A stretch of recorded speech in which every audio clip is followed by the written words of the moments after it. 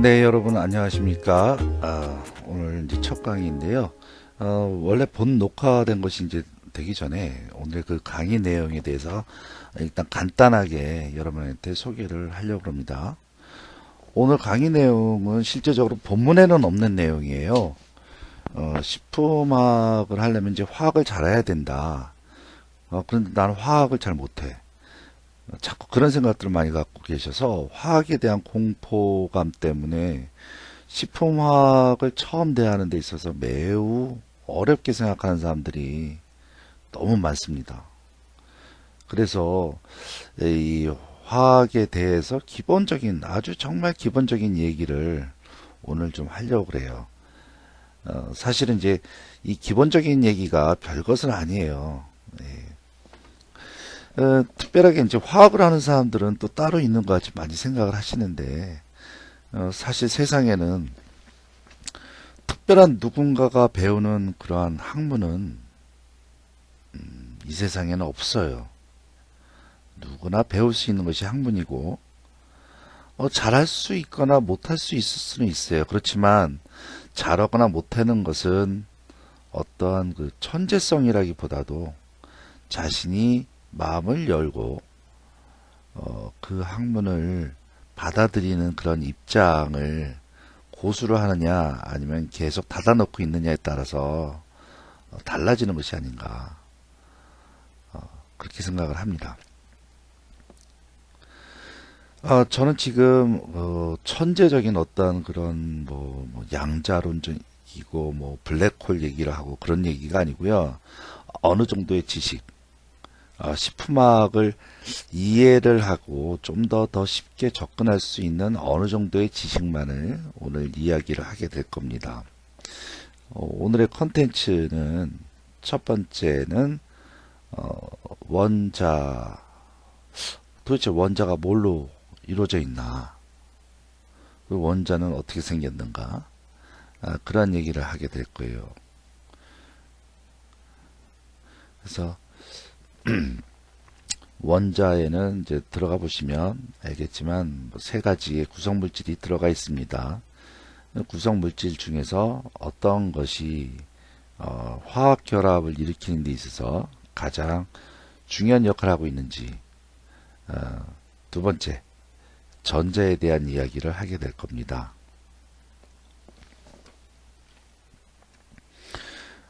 어, 각각 원소들은 전자를 다 갖고 있어요. 그래서 이 원소들을 갖다가 쫙 나열시킨 것이 바로 원소의 주기율표입니다. 그래서 전자와 원소 주기율표는 아주 밀접한 관계를 갖고 있거든요. 그래서 원소 주기율표 이야기도 하게 될 것이고, 이 원소들이 어떻게 서로 간에 결합을 해서 화합 물질이 되는지, 거기에 누가 역할을 하고 있는지, 이제 그런 것도 살펴보게 될 거예요. 그 다음에 이제 결합 얘기가 나오는데, 화학 결합은 이제 앞으로 이온 결합 얘기를 오늘은 할 것이고요. 그 다음에는 뭐 공유 결합, 그리고 이제 수소 결합, 그러한 이제 다른 화학 결합 이야기를 하게 될 것입니다. 되도록이면 구태의연하게 많은 얘기를 하지는 않도록 노력을 하고 좀 더 쉽게 이해를 하도록 할 것입니다. 그리고 마지막에는 여러분이 조금 흥미를 가질 수 있는 동영상도 첨부를 하였으니 꼭 봐주시길 바라겠습니다. 오늘 처음 그 강의인데요. 그 식품학 들어가기 전에 여러분이 알아야 될 기초적인 지식에 대해서 먼저 말씀을 드릴까 합니다. 오늘의 주제는 화학결합입니다. 예전에 저한테서 그 입문 과정을 배우신 분들은 이제 이 과정이 그렇게 낯설지는 않을 거예요. 그렇지만 이제 다시 한번 복습하는 그런 의미로 한번 다시 들어보도록 하고요. 새롭게 듣는 사람들은 잘 들어주시길 바라겠습니다. 예, 이 그림은 이제 제 사인이나 마찬가지고요. 제 동영상이라는 뜻입니다. 자, 화학결합에는 원자들 사이에서 이루어지는 화학결합에는 전자의 이동에 의해서 이루어지는 이온결합, 그다음에 공유에서 이루어지는 공유결합, 그리고 자유전자 사이에서 이루어지는 금속결합, 그리고 아주 미약하게 극성간 결합하는 수소결합, 이렇게 네 가지가 있고, 식품을 하는 데 있어서 이 네 가지 결합이 가장 일반적인 그런 결합 방식입니다. 얘네들의 공통점은 주로 전자가 굉장히 커다란 역할을 하고 있다라는 것을 여러분이 알고 계시면 편할 겁니다. 그 내용에 대해서 이제 설명이 들어가 있습니다.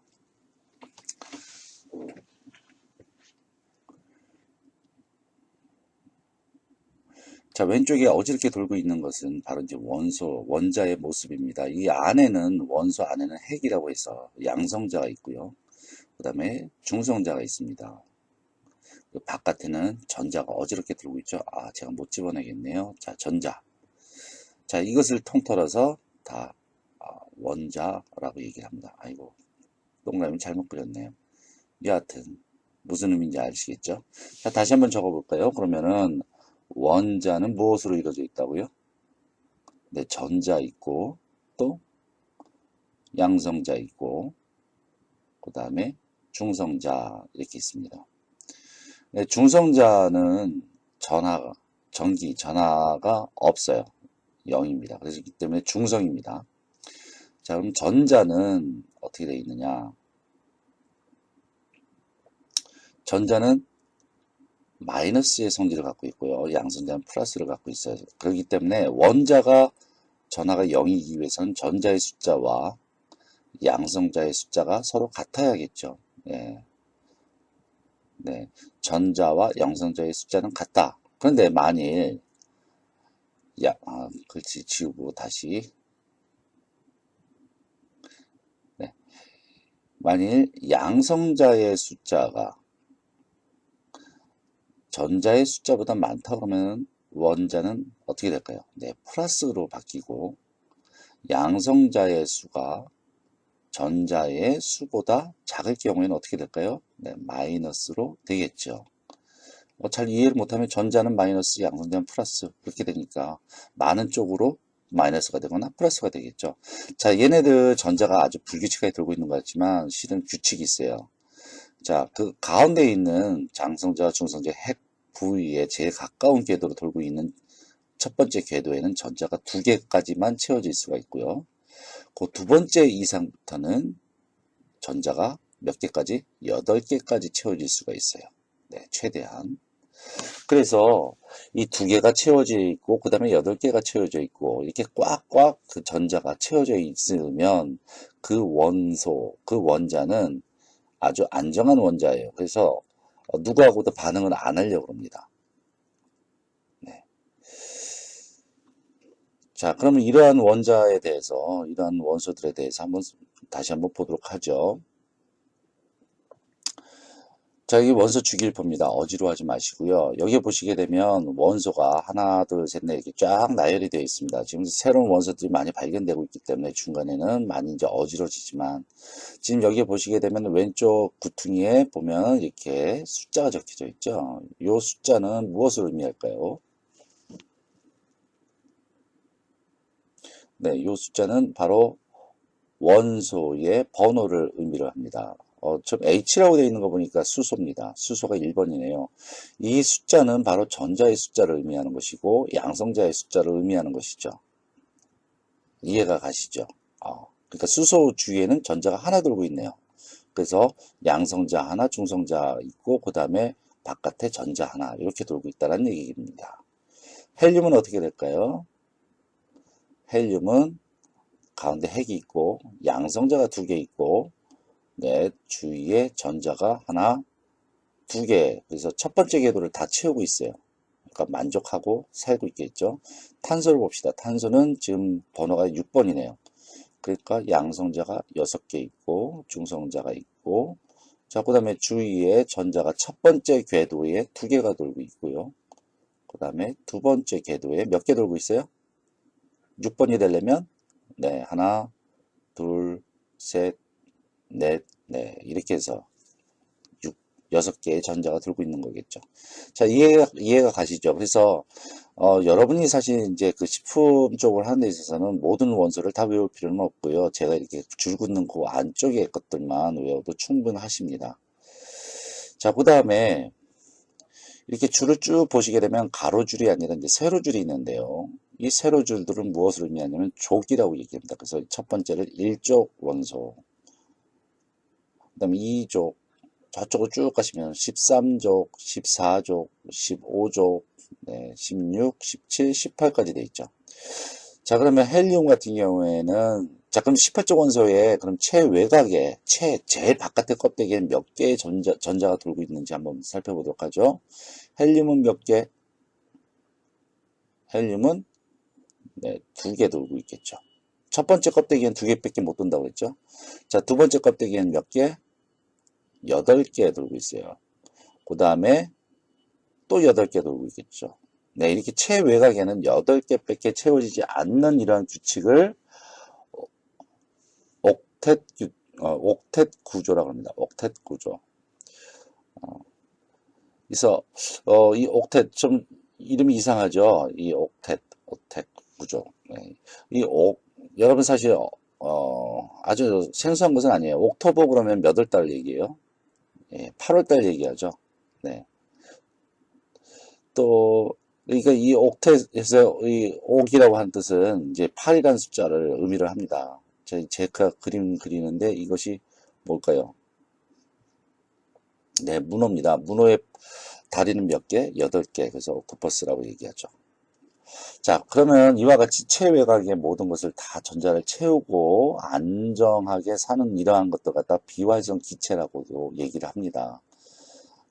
헬륨은 2개니까 나머지 것들 8개가 다 채워진 것은 다 안정하고 비활성 기체라고 얘기를 하고, 얘네들의 특징은 무엇이냐면 전혀 화학결합에 참여를 하질 않아요. 네. 전자 배치가 다 안정하게 돼 있으니까, 즉 화학결합을 한다는 얘기는 네, 최외곽의 전자 껍데기를 다 채우기 위해서 무엇인가 원자들이 반응을 하는 것을 갖다가 화학결합이라고 얘기를 하면 되겠죠. 즉 최외곽의 8개를 다 채우기 위해서 전자들은 굉장히 많은 노력을 하는 겁니다. 그러면은 과연 어떠한 노력을 하고 있는지 다시 한번 깊이 들춰보도록 하죠.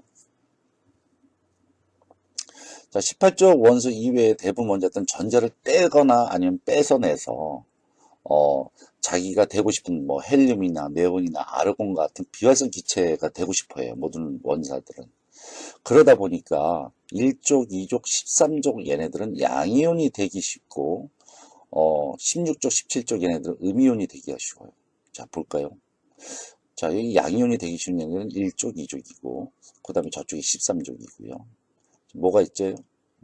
헬륨, 리튬, 네, 벨륨, 그 다음에 나트륨, 마그네슘, 칼륨, 칼슘 이런 것들이 있고요. 저쪽에 보면 알루미늄 같은 것도 있네요. 이 원소 기호에 대해서 여러분 익숙해지셔야 됩니다. 나중에 무기질 하실 때 굉장히 필요합니다. 그 다음에 음이온 되기 쉬운 것들은 몇 쪽, 몇 쪽? 16쪽, 17쪽이라고 그랬죠. 거기에 들어가 있는 놈들 뭐가 있어요?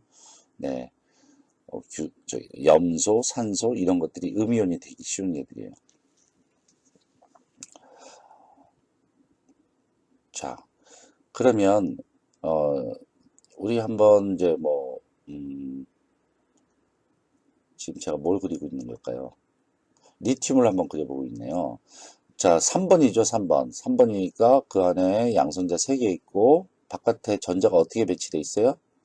전자가 첫 번째 껍데기에 2개 있다고 그랬죠. 2개 있고 나머지 껍데기에 하나 들고 있죠.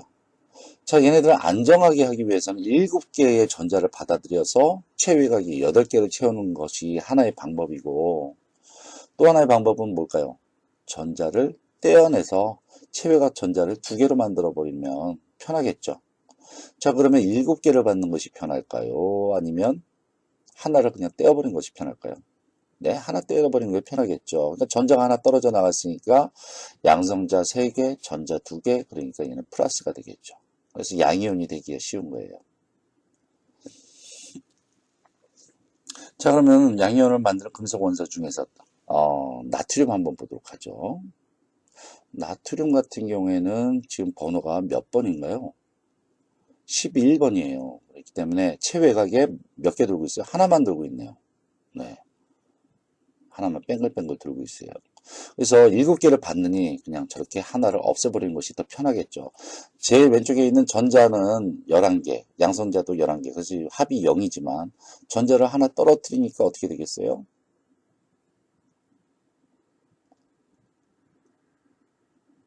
자, 그러면은 하나를 또 떨어뜨리게 되면, 네, 전자가 하나 떨어진 겁니다. 전자를 갖다가 일렉트론이라고 해서 그냥 E-라고 썼습니다. 전자 하나 떨어지면 어떻게 돼요? 전자 10개, 양성자 11개. 그래서 합이, 네, 마이너스 10 플러스 11. 그러니까, 네, 양이온이죠. 플러스 1이죠. 그래서 이것을 표시를 어떻게 Na 플러스 합니다. 거기에 그냥 플러스 되어 있다는 얘기는 그냥 1이 생략이 되어 있는 거예요. 전자 하나를 잃어버린 그런 외로운 불쌍한 나트륨이란 뜻입니다.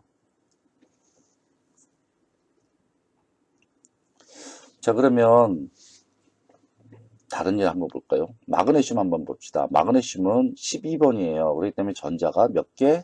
2개가 들고 있어요.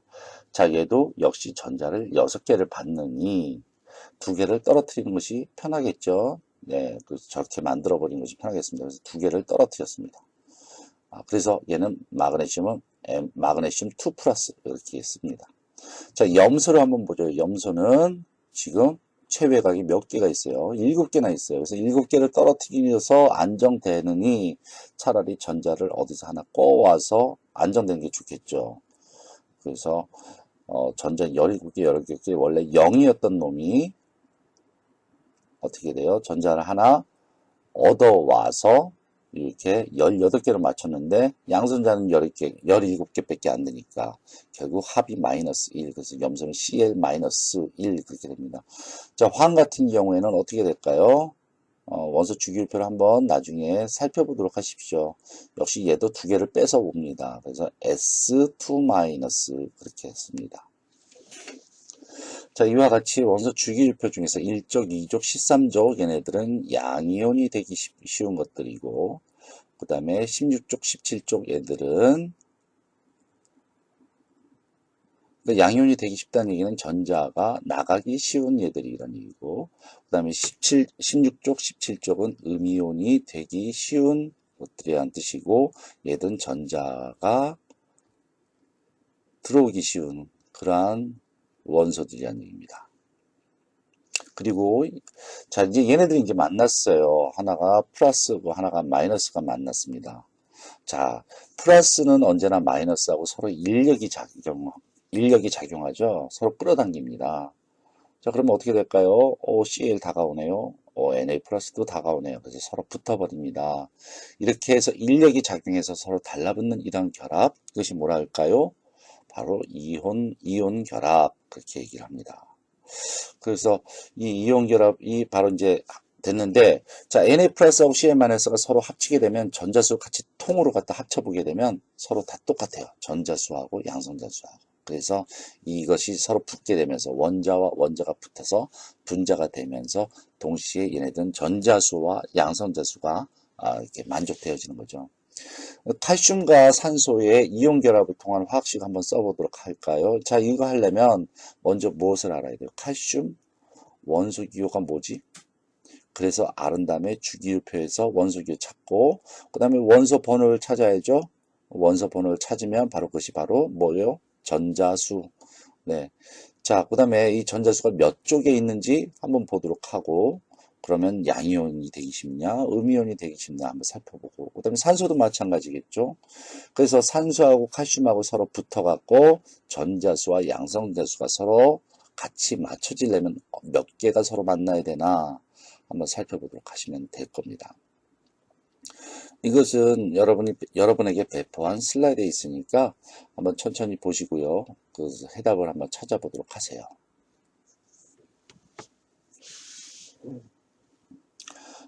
자, 뭐, 이 복잡한 이온 결합 물질의 화학식 이름들이 나오는데요. 아이고, 머리 아프죠? 자, 이것은 여러분 이제 3학년 올라가게 되면 나중에 이제 분석화학 시간 때 한번 보게 될 겁니다. 그때 보도록 하고요. 오늘은 그냥 네, 오늘 배운 것을 정리를 해보겠습니다. 맨 끝에 말이 좀 잘렸죠. 제가 녹화를 편집을 하다가 굉장히 그 실수를 좀 해버렸는데 이해를 좀 해주시기 바라겠습니다. 오늘은 뭐 여기까지 하겠습니다. 뭐 그런 뜻이었습니다. 첫 번째 정리해 볼까요? 원자는 중성자, 양성자, 전자 이렇게 이루어져 있다고 그랬죠. 중성자와 양성자는 원자 핵에 존재를 하고 있고요. 이 원자의 거의 모든 무게가 중성자와 양성자예요. 전자는 바깥에서 돌고 있는 아주 가벼운 존재인데 이것이 가볍다고 무시하면 안 되죠. 네. 자, 전자는 굉장히 어지럽게 돌고 있어요. 여러 가지 분포를 하고 있는데, 사실 평면적으로 제일 첫 번째 궤도는 2개 있고, 두 번째 궤도부터는 8개가 있다. 얘기를 했죠. 8개 전자가 돌고 있다. 그래야지만 이 원자들은 굉장히 안정된 화합물로 혼자서 아주 편안하게 지낼 수가 있어요. 이런 것을 불활성 기체라고 얘기를 했고요. 이렇게 8개를 채우고자 하는 그러한 성질을 옥텟 구조를 채우려고 하는 성질이다. 얘기를 했었어요. 그런데 이것이 못 채워졌을 경우에는 드디어 어떻게 된다고 그랬어요? 이 원소들이 서로 간에 결합을 해서라도 자기가 옥텟 구조를 남의 힘을 빌려서라도 채우려고 그러죠. 옥텟 구조를 만족시키려고 그러죠. 그것이 화합물이에요. 그 화합물 중에서 이제 우리가 첫 번째 배운 것이 뭐였어요? 네, 맞습니다. 이온 결합이었어요. 이온 결합. 이온 결합. 그래서 안정한 상태로 있기 위한 그런 원자 간의 결합이 이제 화합물이고, 이 화합물에서 이제 플러스라고 하는 것은 플러스라는 것은 전자를 잃어버리는 거죠. 전자를 잃어버리는 거. 그래서 그냥 플러스라고 써 있으면 전자 하나가 없다는 뜻이에요. 2개 없으면 2 플러스, 3개가 없으면 3 플러스 그렇게 되어 있는 거죠. 그 다음에 네. 그리고 이와 반대로 마이너스라고 되어 있는 것은 전자가 너무 많은 거야. 그럼 여기서 깨달은 게 뭐냐면 전자가 마이너스야, 마이너스. 전자 일렉트론은 마이너스야. 전자가 하나가 더 많다 그러면 이제 마이너스 1. 근데 1을 그냥 안 써도 돼요. 그냥 마이너스 써도 되는데 2개 있으면 2 마이너스 뭐 이런 식으로 해서 위첨자로 붙이고요. 그래서 플러스하고 마이너스하고 플러스 마이너스하고 정전기적인 인력에 의해서 서로 아주 밀접하게 딱 결합되는 것. 이것이 뭐라고요? 정전기적 인력에 의한 결합. 이것이 바로 이온 결합. 그렇게 얘기를 했습니다. 네. 다음 시간에는 공유결합 얘기를 하게 될 겁니다.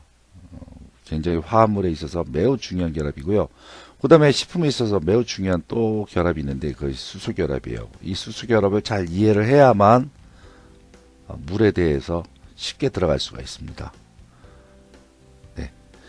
그 다음에 이제 과제란을 보시게 되면 그 안에 이제 미션지가 들어가 있어요. 이 미션지를 작성을 해서 주시는데 이 미션지를 갖다 그냥 타이핑해서 작성해서 주시지 마시고요. 써서 사진 찍어서 보내주세요. 감사합니다.